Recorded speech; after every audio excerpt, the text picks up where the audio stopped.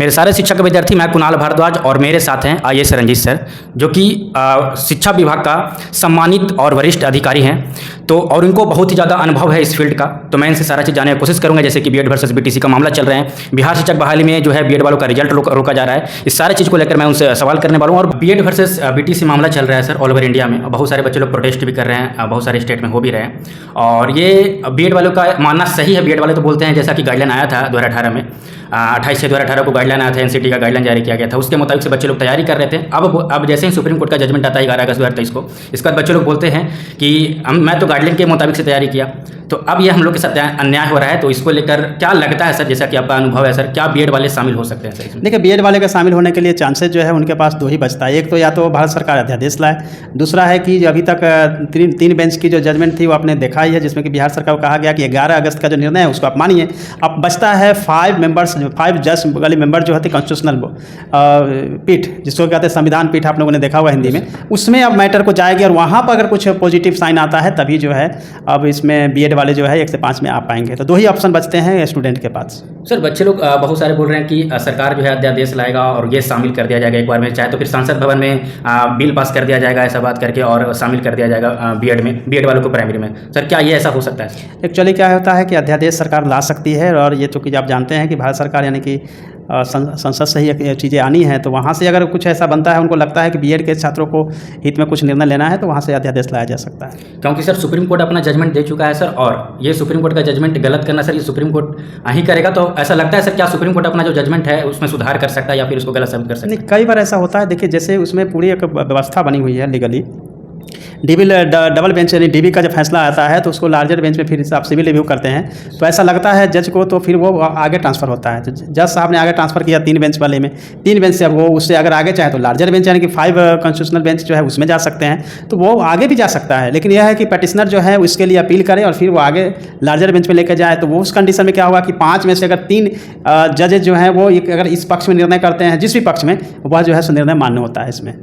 Sir जैसा कि बिहार का मैटर सर, बिहार शिक्षक बहाली का, उसमें तो 3 बेंचेज का जजमेंट आया। तो सर क्या लगता है, जैसे कि बिहार वाला मैटर है सर, तो इसमें जो है आयोग बोलते हैं कि एनसीटी का गाइडलाइन आएगा, उसके मुताबिक से, चाहे तो फिर स्टेट गवर्नमेंट कुछ ऐसा आएगा उसके मुताबिक से मैं काम करूँगा। तो क्या लगता है सर, बीएड वाले को जो है ये जो बिहार शिक्षक बहाली है, सुप्रीम कोर्ट का जो है जजमेंट को माना जाएगा 11 अगस्त वाला को, या फिर एनसीटी ऐसा गाइडलाइन जो लाएगा सर, तो क्या लगता है बीएड के पक्ष में आ सकता है? देखिए, क्या है, एनसीटी के गाइडलाइन को ही फॉलो करना पड़ता है, लेकिन एनसीटी भी जो है वो भी सुप्रीम कोर्ट के ही ऑर्डर और उनके वर्डिक्ट को ही पालन करना है, उनके पास कोई ऑप्शन नहीं बचता है। हाँ, ये जरूरी है कि नोटिफिकेशन चूंकि वो क्वाइस हो गई है, अब आपके नोटिफिकेशन को ही क्वाइस कर दिया गया है, तो वो क्या निकाल सकती है कि नहीं हमारी नोटिफिकेशन इस कंडीशन में रहेगा? नहीं, उनके कंडीशन ऑलरेडी क्वाइस हो गए, तो एनसीटी अपने तरफ से क्या लिख सकती है? ये लिख सकती है राज्य सरकारों को कि अब जो है 1 से 5 में बीएड वाले नहीं होंगे, ये लिख सकती है। लेकिन इसके अलावा जो एनसीटी ने, आपने देखा हो उनके साइट पे ऑलरेडी जो है ऑनरेबल सुप्रीम कोर्ट के जो ऑर्डर्स हैं उसको भी वहाँ पर अपलोड कर दिया गया है। मैं एक और सवाल पूछना चाहता हूँ सर, क्या लगता है सर, क्योंकि बीएड वर्सेस बीटीसी एक बहुत ही बड़ा मैटर है सर, बहुत ही बड़ा इशू है, तो क्या आपके अनुसार क्या लगता है बीएड वर्सेस बीटीसी जो मैटर है सर, इसमें बीएड वाले शामिल हो सकते हैं प्राइमरी में? क्योंकि बहुत सारे स्टेट में जो है ये एग्ज़ाम हो गया है, रिजल्ट आ गया है, जो है ज्वाइनिंग हो गया है, और इसके बाद अगर ये जो 11 तारीख वाला जजमेंट को माना जाएगा तो बहुत सारे जो ऐसे स्टेट हैं उनसे जो टीचर लोग ज्वाइनिंग हो चुके हैं यहाँ पर से उनको हटाया जा सकता है, अगर जैसे कि उनको माना जाएगा तो। और छत्तीसगढ़ में सर जैसे कि बीएड वालों के हक में फैसला आया था, बीएड वाले भी एग्जाम जो इनका है रिजल्ट और ज्वाइनिंग सारा कुछ होगा,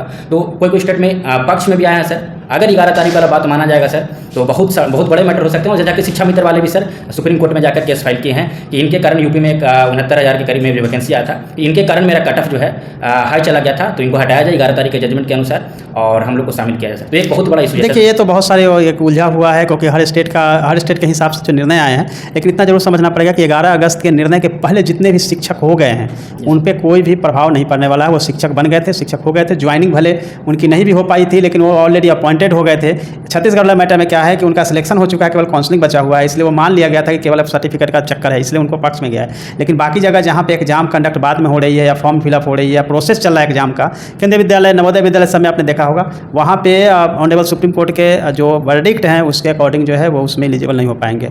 लेकिन यह जरूर है कि जो स्टूडेंट है, जो बीएड के स्टूडेंट हैं, जो काफ़ी इससे प्रभावित हुए हैं, खासतौर से उन्होंने लाखों रुपये खर्च किए हैं, बहुत तैयारी किया है, बरसों तक उन्होंने वेट किया है, तो कहीं ना कहीं उनके सपने जो है यहाँ पे टूटते हुए नजर आ रहे हैं। और और उनके पास एक ही ऑप्शन बचता है, वो है कि जो कंसर्न पार्टी है इस मैटर्स में, वो और लार्जर बेंच में लेकर मैटर को जाए, या फिर वो सरकार अगर उसमें अध्यादेश लेके आती है तो ही जो है बीएड वाले से 5 में शिक्षक बनने के पात्र हो पाएंगे। सारे शिक्षक के विद्यार्थी अभी मेरे साथ थे IAS Ranjit sir, mission IAS के डायरेक्टर। तो आप लोग को जो भी डाउट होंगे, जो भी चीज़ें होंगे, सारी चीज़ क्लियर होंगे स्पष्ट तरीके से। बहुत ज़्यादा आप लोग के अंदर डाउट चल रहे थे, पूरा बिहार का मैटर, जितने भी क्वेश्चन थे मैं सारा क्वेश्चन कर दिया सर से। बीएड वर्सेस बीटीसी मामले पे जितना भी क्वेश्चन था मैं इनसे किया और सारी चीज़ें स्पष्ट कर दिए गए होंगे। तो जितने भी स्टूडेंट हैं चैनल को जरूर सब्सक्राइब करके बेल आइकन प्रेस करके जुड़े रहें, क्योंकि और जैसे ही कोई भी अपडेट या जजमेंट या कोई फिर नोटिफिकेशन आता है या कुछ भी ऐसा अपडेट आता है तो मैं आप लोग के साथ सबसे पहले शेयर करने वाला हूँ। तो सारे स्टूडेंट चैनल को सब्सक्राइब करके बेल आइकन प्रेस करके जरूर जुड़े रहें।